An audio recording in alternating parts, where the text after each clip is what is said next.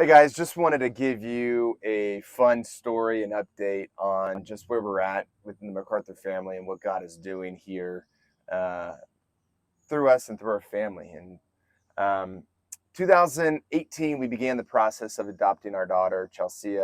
We didn't know who was going to be Chelsea. We didn't know her name. We didn't know anything about her. We just went through the local process of adoption through it's called Pawnee, which basically CPS of Costa Rica is where they come in and they gather kids that are left or abandoned and try to place them with qualifying families. So we went through the process, and that started back in 2018. Around that time, we made this shirt, which is a shirt of an arrows and a quiver. And we had our three biological, each arrow represents our children. We had three biological, and we wanted to adopt two. We were open up for a sibling set, and we waited for a long time. It wasn't until 2019, October of 2019, where we got placed with our daughter, Chelsea. They didn't have a sibling set for us, but they did say this little girl is in desperate need of a family, and we think you guys would be a good fit. I remember that day receiving that phone call, and it was so glorious. It was such an answer to prayer. Yeah, we got the phone call like on a Monday morning, and then by Friday we had officially met her. Yeah. And then came home that following Monday as a family of 5. Yeah. Family of 6. A family of 6. Family of 6, yeah. And what an amazing run at it that was. We got her at 3.5 years old, and she fit right in. She only knew Spanish, but she quickly learned English, and it was amazing to see her little mind go, and the things that she went through as a young kid to have to process those things as we got to help her navigate through those different things, and just have been over the last 7 years. But through lots of different frustrations, COVID hit and slowed down the whole process. And we actually didn't finalize her adoption here in Costa Rica until 2022. And then then basically the year of 2023, we had all kinds of issues with passports and birth certificates and all of these things. Our goal was to get her to the United States to visit, for her to become a U.S. citizen so that she could have all the legal rights that all my children have. And it was just a journey, a very long journey, a very frustrating journey. Lots of trusting in God and His timing. He constantly was slowing us down and just saying, "Hey, trust in me, trust in me." And in between all of that, of course, we're building memories. We're doing things here in Costa Rica. My parents are coming out and visiting us. Allie's parents moved here to help serve with 6-8 Ministries. And but there's this deep longing for her to go to the United States for visits, and just to be able to have all the privileges of a United States citizen. So in 2024, we began the process of applying for a tourist visa to go to the United States. Because she has a Costa Rica passport, we had to follow into that line and to do it in the proper channels. So we applied, and I'm super excited to see that whole potential and what that would look like. And sadly, we didn't get that. There was a clerical error and a mistake made, and so we were rejected. And so that I think it stirred up a lot of feelings of just, how do we keep moving forward? How do we continue to be faithful? And God taught us a lot during that season in life.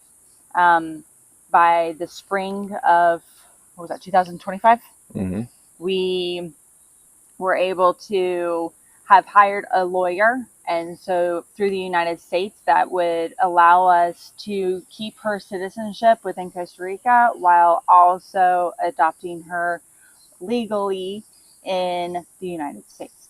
And so we went through that whole process and getting paperwork translated and apostilled, and it's a really fat folder of paperwork, but that was the way that we needed to go.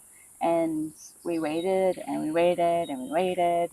And again, just having to remember to trust Jesus in all of us, and that it was ultimately all in God's hands, and that He was doing it for His glory and for our good. And then just a couple weeks ago, we got an email. We were kind of, in the middle of summer and hosting teams and loving that.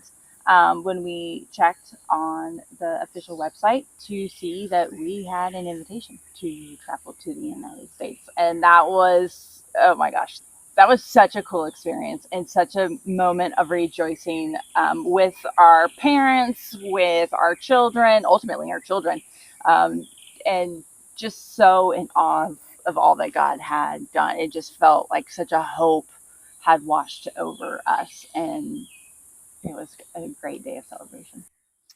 In the midst of this, last year, about October of last year, we were presented with an opportunity to take in a young man from Costa Rica. He's 15 years old, and basically was having some home troubles, and we brought him into our home and began to foster him. And now he is like one of our own sons. And the other night during worship, I was wearing the shirt, and I haven't worn the shirt in a long time. And I looked down, and I saw the five arrows there.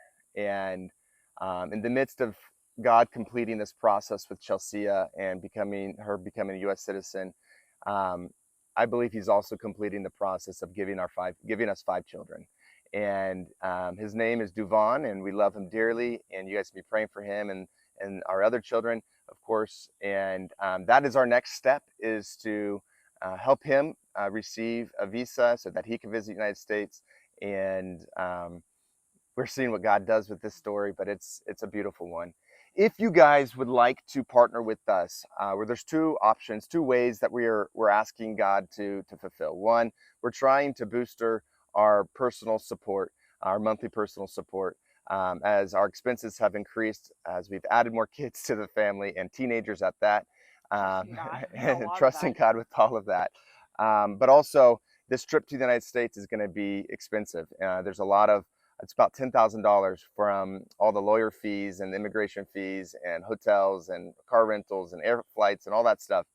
So if you would like to partner with us, there's going to be a link below this video that you can click, and any donation is tax deductible and a huge blessing to us and our family. So please be praying. First and foremost, pray for us, and then also if you would prayerfully consider partnering with us financially, investing into what God is doing in and through us. Thank you guys. We appreciate you all. Thank you for listening, and God bless.